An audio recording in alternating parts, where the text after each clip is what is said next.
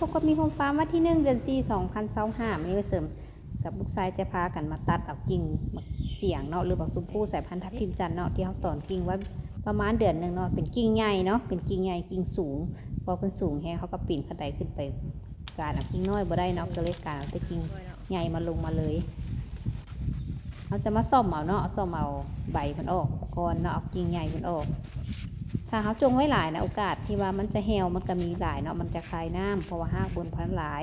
การตอนกิ่งแบบนี้เนาะก่อนตอนกิ่งใหญ่แบบนี้มันจะนานติดซ่าเนาะติดซ่าแต่ว่ามันก็ติดอยู่มันจะโบไวคือกับกิ่งน้อยอันนี้เขามาเกะเบิ้งหากก่อนเนาะหากพวกนี้ออกมาเรียบร้อยเนาะต้องเป็นหากหลายๆด้วยจังตัดเด้อถ้าหากน้อยๆก็ต้องตัดเพราะว่ามันเป็นกิ่งใหญ่เนาะการที่มันจะหาอาหารมาเลี้ยงกิ่งมันหันต้องได้ใส่หากจำนวนหลายเนาะจากนี้เนาะเขาจะนำเอา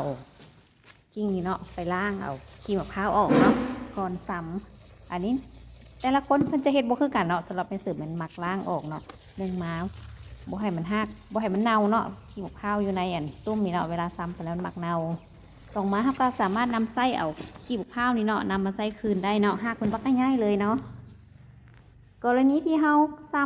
ำกิ่งไม้เนาะที่เขาตอนเนาะกิ่งใหญ่จะนานติดเนาะซ่าแต่ว่า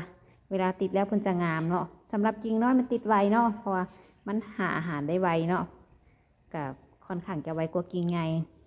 ปกติเขาจะซ้ำใส่ถุงดำเนาะแต่ว่าตัวนี้มันใหญ่เนาะเขาก็เลยซ้ำใส่ถุง10 นิ้วใส่ถู10 นิ้วเนาะก็จะใส่ดินปกตินี่แหละดินธรรมดาใส่เนาะเขาก็ซ้ำแล้วก็บ่ให้เอาไม้แหลมมัดแทงมันเนาะให้พยายามลงเบาๆแล้วหลังจากนั้นทำก็จะไม้เนาะไม้ไผ่ที่ว่าคาไว้แล้วก็หัวแรงเนี่ยมาเจาะเพื่อล็อกทั้ง4 ด้านเพราะว่ากรณีนี้นี่มันไม้มันค่อนข้างใหญ่เนาะกิ่งตอดมันใหญ่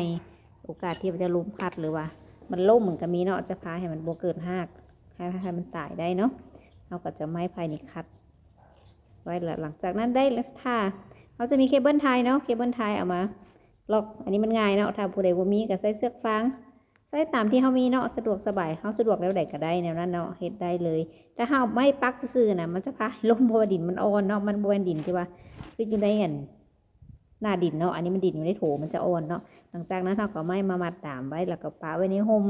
รดน้ำเศร้าแรงรอถ่าเนาะแล้วแม่เสริมจะพาอัปเดตใหม่เด้อ